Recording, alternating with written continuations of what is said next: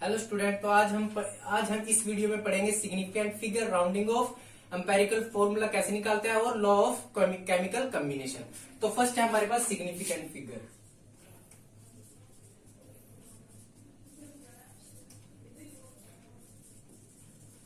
Significant figure में दो चीज है हमारे पास, एक precision and accuracy. Precision and accuracy. Precision means closeness of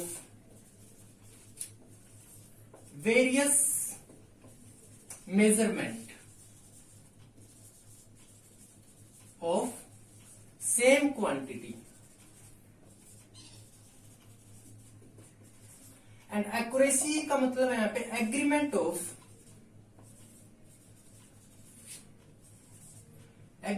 of closeness of true value.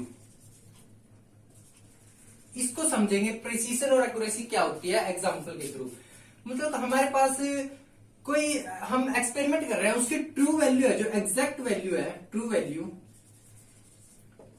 2 ग्राम, और हमने एक स्टूडेंट ने मेजरमेंट किया, स्टूडेंट ए मेजर, उसने दो वैल्यू निकाली 1.96 एंड 1.95, 1.96 और 1.9, अनदर वन 1.94। मतलब ये तीन वैल्यू क्लोज आ रही है, मतलब तीन वैल्यू क्लोज आ रही है, पर ये एक्यूरेट नहीं है क्योंकि ये 2.0 से बहुत कम है, तो इसीलिए इसको हम कहते हैं प्रिसीशन, इसको बोलेंगे प्रिसीशन। अब आते हैं एक्यूरेसी।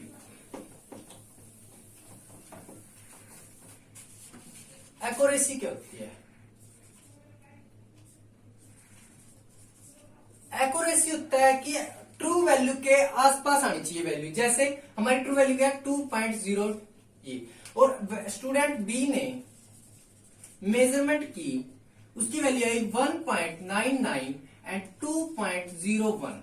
मतलब ये 2.0 ग्राम के बिल्कुल ही क्लोज है, बिल्कुल ही आसपास है, तो इसको हम बोलेंगे एक्यूरेट एंड प्रिसाइज। बिकॉज ये एक्यूरेट भी और प्रिसाइज भी है। और स्टूडेंट सी ने मेजरमेंट की, उसने क्या निकाला 1.96 और एक वैल्यू निकाली 2.08। तो ये तो बहुत बड़ा डिफरेंस हो गया, 1.96 बहुत कम आ रही है, एक 2.08 बहुत ज्यादा आ रही है। तो ना तो ये एक्यूरेट है, नॉर एक्यूरेट, नाइदर प्रिसाइज। तो ये हो गया हमारा एक्यूरेसी एंड प्रिसीजन। अब आओ सिग्निफिकेंट फिगर हम कैसे निकालते हैं।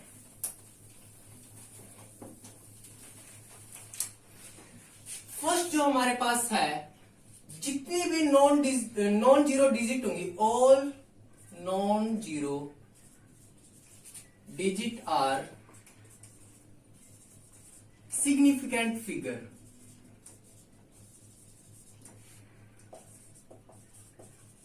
मतलब जैसे 285, 0.025, इसमें नॉन जीरो डिजिट ये है, तो इसके सिग्निफिकेंट फिगर हो गए 2, इसमें हो गए 3। और सेकंड हमारे पास है, अगर वैल्यू नॉन डिजिट जीरो के आगे जीरो आ जाए तो हम उसको सिग्निफिकेंट फिगर में काउंट नहीं करेंगे। जैसे 2.5 के आगे हमारे पास 0.0 है, तो हम इन दो जीरो को काउंट नहीं करेंगे, ये सिग्निफिकेंट फिगर नहीं होती। तो इसमें सिर्फ दो है। जैसे एक और एग्जांपल है 0.06, इसमें हमारे पास ओनली वन सिग्निफिकेंट फिगर है। ठीक है,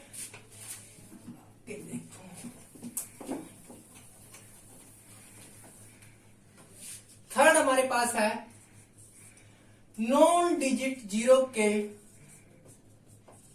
नॉन डिजिट जीरोस के बीच में, नॉन डिजिट नंबर्स के बीच में जितनी भी जीरोस आ जाए, चाहे कितनी भी जीरो आ जाए, उनको हम सिग्निफिकेंट फिगर में काउंट करेंगे। जैसे फॉर एग्जांपल 2.0085, अब ये नंबर है 2, यहां पे नंबर है 5, इनके बीच में दो जीरोस आ रही हैं, तो ये भी काउंट होगी। तो इसमें सिग्निफिकेंट फिगर हो गए 1 2 3 4 5। इसमें 5 सिग्निफिकेंट फिगर।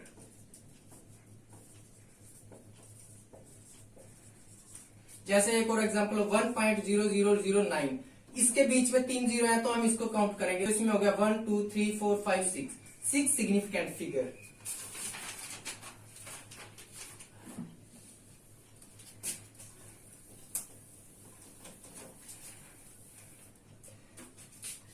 फोर्थ है हमारे पास, अगर नंबर्स के बाद जीरो आ जाए तो हम उसको सिग्निफिकेंट फिगर में काउंट नहीं करेंगे जब तक अगर उसके बाद डेसिमल ना हो। जैसे 200, इसमें ओनली 1 सिग्निफिकेंट फिगर है 200.0। अब इसमें 4 सिग्निफिकेंट फिगर हो गए क्योंकि डेसिमल आ गया यहाँ पे, तो इसमें हो गए 4 सिग्निफिकेंट फिगर। तो इसको ऐसे लिखते हैं। अब कोई नंबर हम पढ़ेंगे राउंडिंग ऑफ। राउंडिंग ऑफ कैसे करते हैं, देखो यहाँ पे 1.386 हमने एक एग्जांपल लिया, एग्जांपल के थ्रू हम इसको समझेंगे।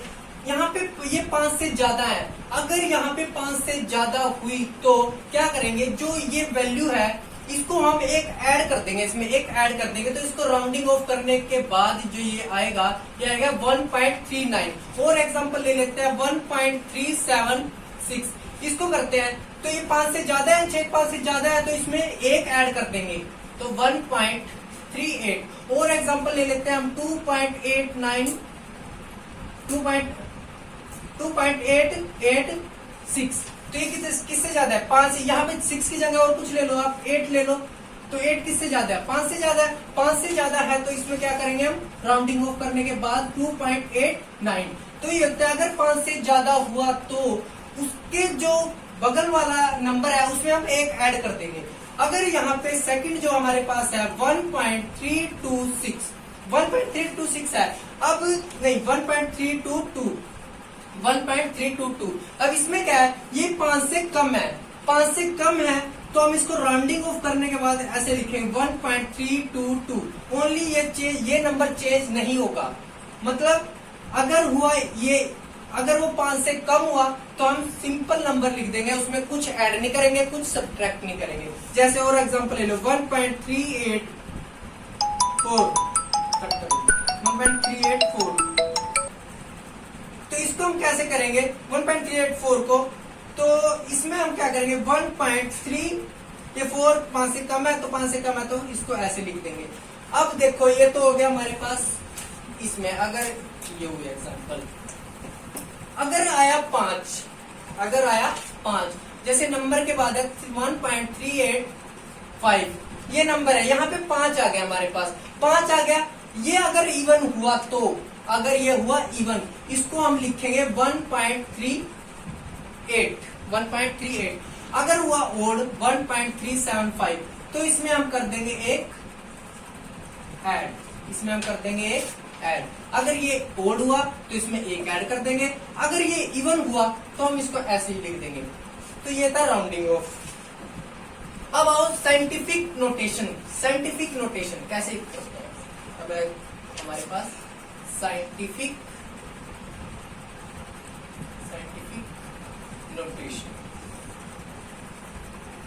इसको समझेंगे कैसे होता है। जैसे हमारे पास कोई वैल्यू है 28900, इसको हमें साइंटिफिक नोटेशन में लिखना है तो कैसे लिखेंगे, हमें चलना है इधर 1 2 3 4, कितने पॉइंट, हम कितने डिस्प्लेस आए हम 4, तो हम लिखे 2.89 इंटू 10 की पावर 1 2 3 4, तो ऐसे लिख देंगे 2.89 इंटू 10 की पावर 4। जैसे और एग्जांपल ले लो, इसको हमें राउंड साइंटिफिक नोटेशन में लिखना, कैसे लिखेंगे 1 2 3 4, कितने प्लेस आए हम 4 प्लेस, तो 2.9856 इंटू 10 की पावर 4। ये तो हो गया अगर हम इस साइड जा रहे हैं, लेफ्ट हैंड साइड में मूव कर रहे हैं। अगर हम हमारे पास ये एग्जांपल हो 2.0006, इसको हमें साइंटिफिक नोटेशन में लिखना है तो कैसे लिखेंगे, हमें जाना है उस साइड, हमें जाना है राइट में, तो 1 2 3 4, तो हम कितने पॉइंट डिस्प्लेस हुए 4 पॉइंट, तो 6.0 इंटू 10 की पावर -4 माइनस में आ जाएगा, 1 2 3 4 ये माइनस में आ जाएगा। इसको हम कैसे करते हैं, साइंटिफिक नोटेशन बोलते हैं इसको, ठीक है, ऐसे करना है। अब आ जाओ law of chemical combination. Law of chemical combination.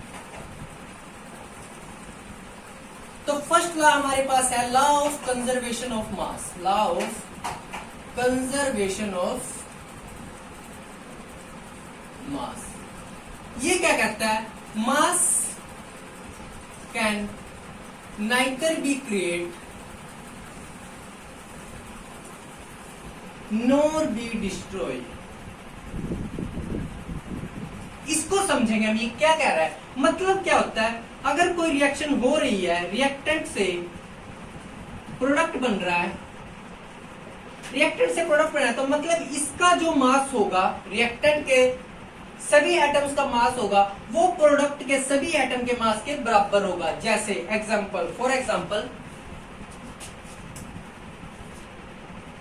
जैसे carbon plus oxygen O2 gives CO2, तो इसका जो मास है C प्लस O2 का, वो इसके इक्वल आना चाहिए। देख लो 12 प्लस ऑक्सीजन का क्या होगा यहाँ पे 32, तो इधर ये हो गया 4 44, तो इसमें आ गया 12 प्लस 16 2, तो 12 प्लस 32 यानी 44। तो ये होता है हमारे पास law of conservation of mass. इसके बाद आता है हमारे पास law of definite proportion.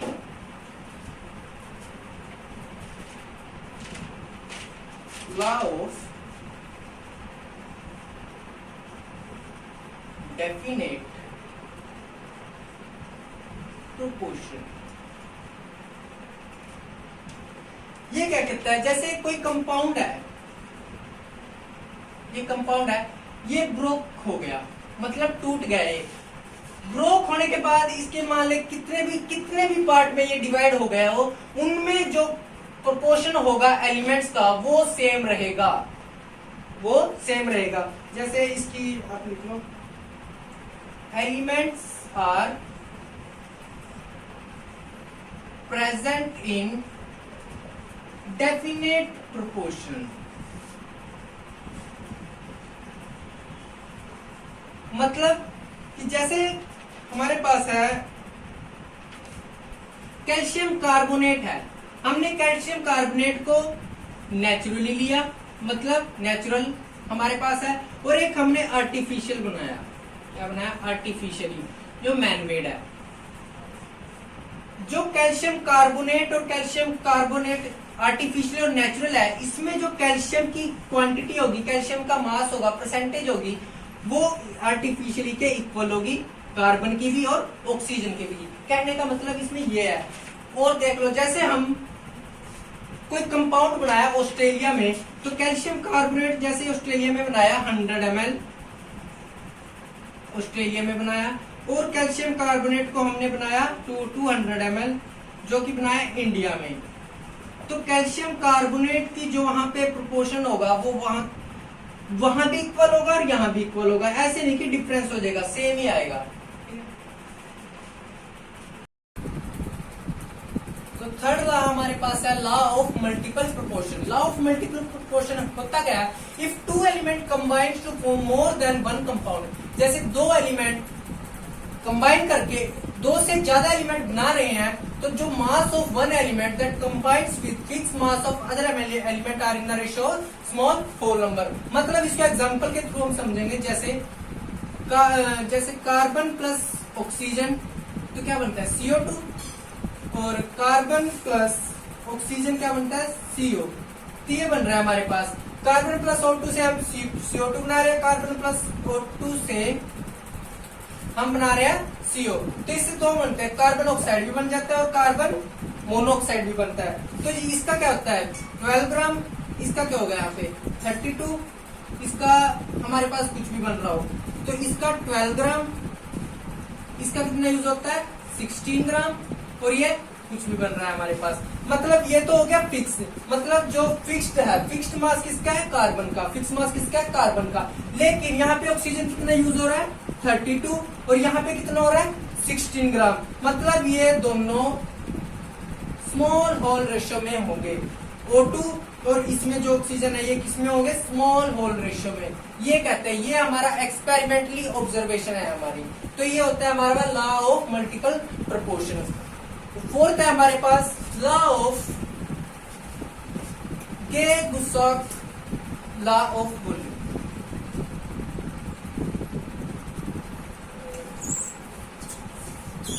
Law of,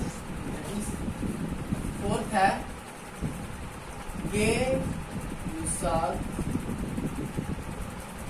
law of gaseous volume.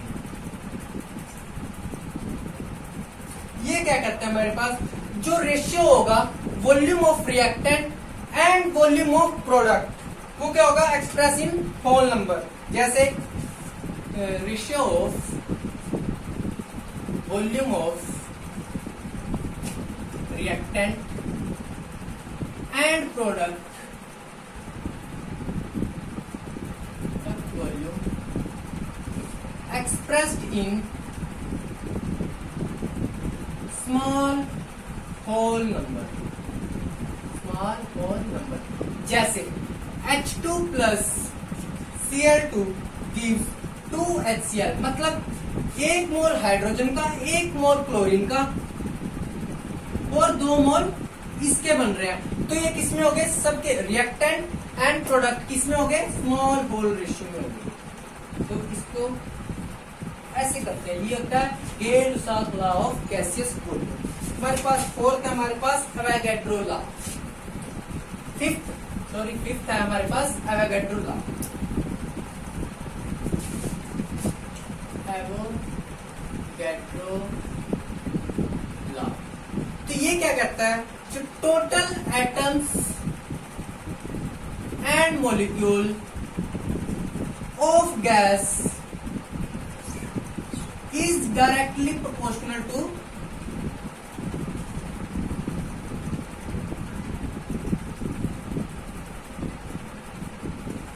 the volume occupied by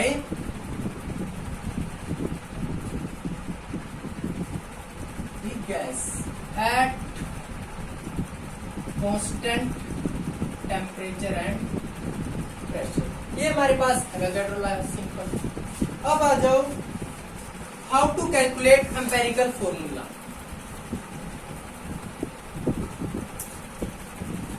how to calculate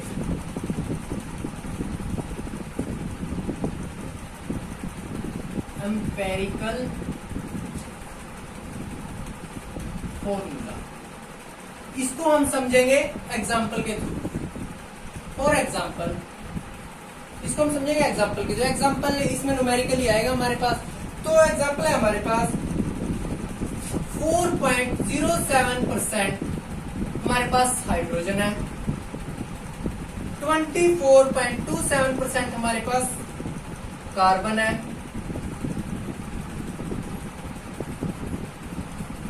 71.6% हमारे पास क्या है, क्लोरीन। तो ये दे रखा है हमारे पास, हाइड्रोजन दे रखा है 4.07, कार्बन दे रखा है और क्लोरीन दे रखा है। ये हमारे पास ये चीजें दे रखी है। तो हम ये इनको ऐड करेंगे, जो 0.7 प्लस 24.27 प्लस 74, ये हमारे पास 100% है। तो हमको निकालना है एम्पेरिकल फॉर्मूला की क्या इसका सिंपल होल नंबर में क्या इसका एम्पेरिकल फॉर्मूला है। तो हम क्या करेंगे, सबसे पहला स्टेप हमारे पास इन परसेंटेज को हम लिख लेंगे ग्राम्स में। जैसे 4.07 को लिख लिया ग्राम, 24.27 को भी हमने लिख लिया ग्राम में, और 71.6% को भी लिख लिया हमने ग्राम में। ठीक है, उसके बाद क्या करेंगे, हमको पता है कि इसका मास क्या होता है, हाइड्रोजन का मास, मोलर मास ऑफ हाइड्रोजन क्या होता है 1, और जो क्लोरीन का होता है वो होता है हमारे पास 35.5, ऑक्सीजन का जो हमारे पास होता है वो होता है 16 होता है, कार्बन का होता है 12। ठीक है, अब हम क्या करेंगे, ये जो मोलर मास है हमारे पास, हम इनको उसी के मोलर मास से डिवाइड कर देंगे जो हमारे पास ये ग्राम्स है। तो हम निकालेंगे यहाँ से नंबर ऑफ मोल्स। जैसे एक इसका था हाइड्रोजन का था, तो हम क्या करेंगे,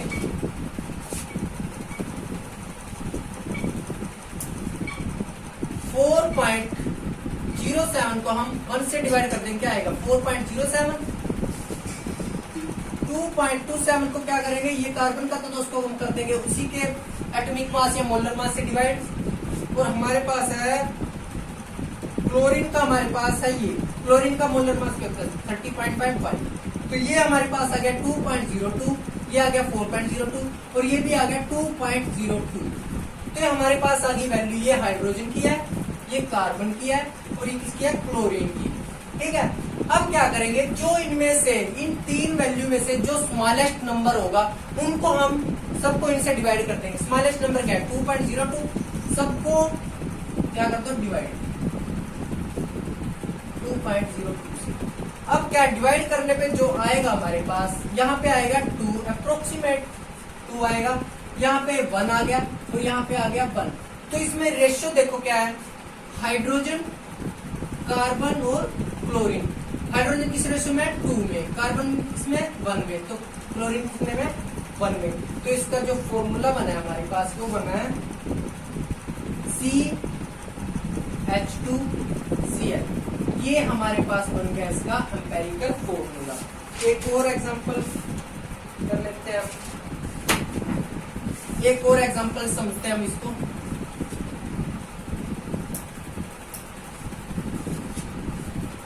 जैसे हमारे पास आयरन की परसेंटेज दे रखी है 69.9% और ऑक्सीजन की दे रखी है 30.1%। इसको क्या करो, ग्राम में चेंज कर लो। सबसे पहले ग्राम में चेंज करेंगे इसको, इसको किस में करेंगे, इसको भी ग्राम में चेंज करेंगे। ये आ गया 69.9 ग्राम और 30.1 ग्राम। अब आयरन का जो एटॉमिक मास होता है, एटॉमिक मास आयरन का होता है 55.84 और 84, ये आयरन का होता है।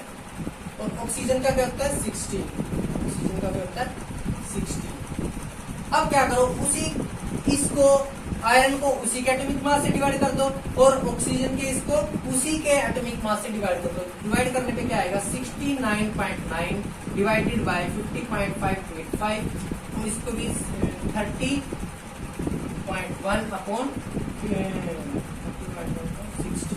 तो ये आ गया हमारे पास 1.88 और ये आ गया 1.25। ये आ गया हमारे पास 1.25 और 1.88। तो मिनिमम क्या है 1.25।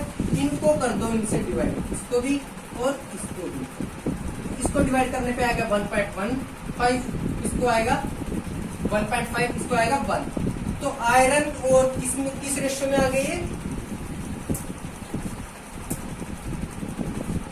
आयरन और ऑक्सीजन किस रेशियो में आ गए 1.5 और ये आ गया 1।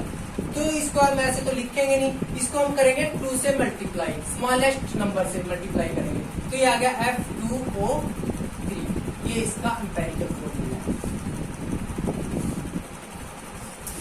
अब हम चलते हैं, हम सॉल्यूशन की कंसंट्रेशन को एक्सप्रेस कैसे करते हैं हम वो पढ़ेंगे। फर्स्ट है हमारे पास मास परसेंट, मास परसेंट। इसको समझेंगे क्या होता है। मास परसेंट क्या होता है, mass of solute upon mass of solution into 100। जैसे 2 ग्राम एक कंपाउंड लिया हमने क्या किया, उसको वाटर में क्या कर दिया डिजोल्व। 18 ग्राम वाटर में क्या कर दिया डिजोल्व कर दिया। तो डिजोल्व कर दिया तो सॉल्यूशन का टोटल मास क्या हो गया, सॉल्यूशन का टोटल मास क्या हो गया 2 + 18 = 20। ये टोटल मास हो गया। मास ऑफ सोल्यूट क्या है, ये हमारे पास सोल्यूट है। तो मास ऑफ सोल्यूट की मास परसेंट निकालेंगे, क्या आएगा 2/20 × 100। तो 2 10 दैट इज 10। ये आ गया हमारे पास मास परसेंट। अब निकालेंगे हम मोल फ्रैक्शन क्या होता है। मोल फ्रैक्शन से पहले हम समझेंगे नंबर ऑफ मोल्स कैसे निकालते हैं। नंबर ऑफ मोल्स कैसे निकालते हैं। नंबर ऑफ मोल्स निकालने का सिंपल है, जैसे हमने अभी लिया था, हमने 2 ग्राम वाटर लिया, 2 ग्राम क्या लिया, वाटर। इसके नंबर ऑफ मोल्स निकालने हमें क्या करेंगे, जो हमें गिवन मास है अपॉन मोलर मास,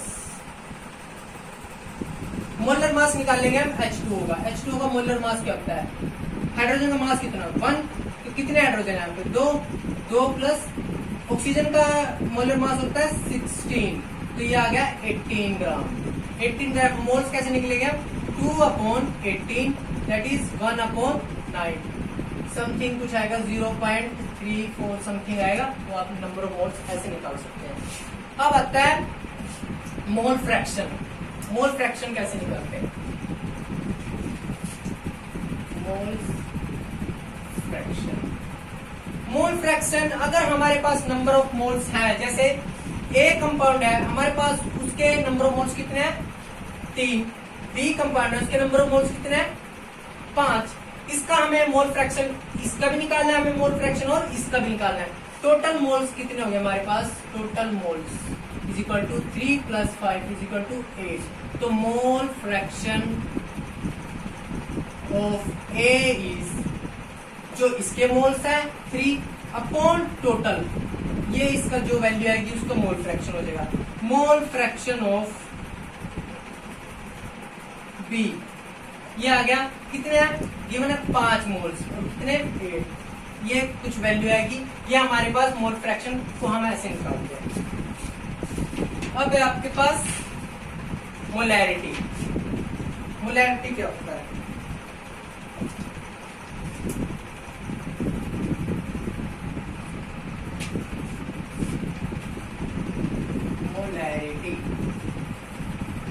मोलैरिटी होता है number of moles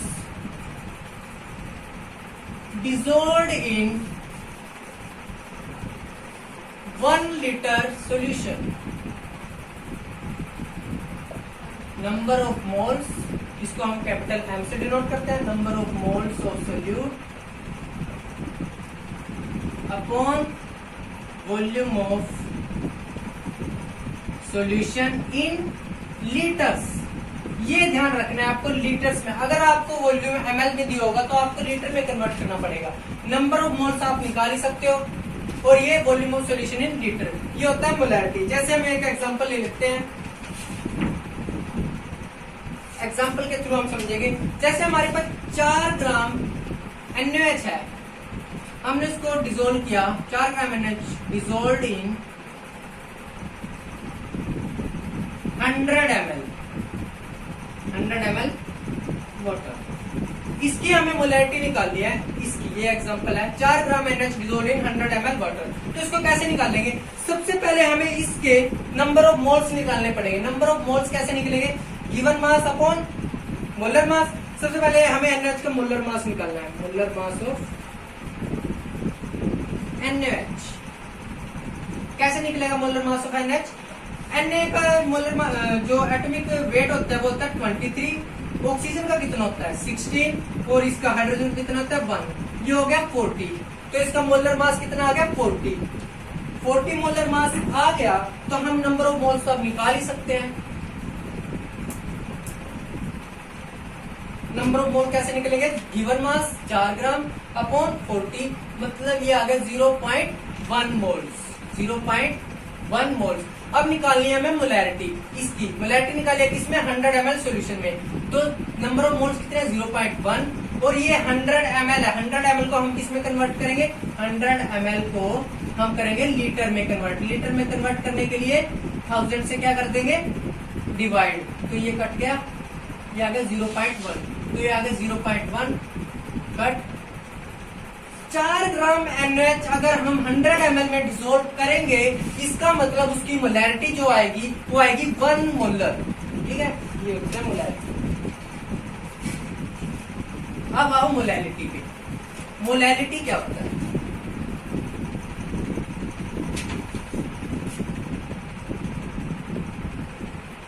molarity number of moles of solute dissolved in 1 kg of solvent. इसको हम डिनोट करते हैं स्मॉल m से। तो स्मॉल m क्या हो गया, number of moles of solute upon mass of solvent in KG. जैसे हमारे पास नंबर ऑफ मोल्स आ गए 0.1 मोल्स आ गए हमारे पास, और मास दे कितने किलोग्राम, हमें 4 ग्राम में उसको डिसोल्व करना है। जैसे 4 ग्राम सॉल्वेंट, तो क्या करेंगे, इसको 4 से डिवाइड कर देंगे। तो 4 से डिवाइड करने के बाद जो हमारा वैल्यू आएगी हमारी, वो होगी मोलैरिटी। तो ये हो गया हमारा मोलैरिटी। अब तक तो मैं आपको कि मोलिकुलर मास किसी चीज का कैसे निकालते हैं, ये एक इम्पोर्टेंट टॉपिक रह गया था हमारा। तो मोलिकुलर मास कैसे निकालते हैं किसी भी चीज का, जैसे ये CO2 है, इसका हमें क्या निकालना है, मोलिकुलर मास। मोलिकुलर मास या मोलर मास बोल दो आप, मोलिकुलर मास और मोलर मास, ये निकालना है हमें इसका। तो हमको इस पता क्या होना चाहिए, इनके मास पता होने चाहिए अलग अलग एटम्स के। वो कार्बन का जो मास होता है वो होता है 12 पॉइंट समथिंग होता है, हम 12 ग्राम लेके चलेंगे। ऑक्सीजन का जो होता है हमारे पास वो होता है 16, ठीक है। इसका निकालना है तो कैसे निकलेगा, 12 प्लस कितने एटम है, 2 एटम है ऑक्सीजन के, और ये आ गया 16, ऑक्सीजन 16, मतलब 12 प्लस 32 इज इक्वल टू 44। और एग्जांपल ले लेते हैं हम, जैसे हमें निकालना है वाटर का, वाटर का निकालना है हमें। वाटर का कैसे निकालेंगे, हाइड्रोजन का कितना होता है 1, ऑक्सीजन का कितना है यहाँ पे 16, तो दो एटम है इसके, 1 प्लस 16, ये आ गया 18, ठीक है। NH का निकाल लो, अभी किया था। Na का कितना होता है 23, ऑक्सीजन का कितना है 16 प्लस 1 दैट इज 40 ग्राम। ये होता है मोलिकुलर मास।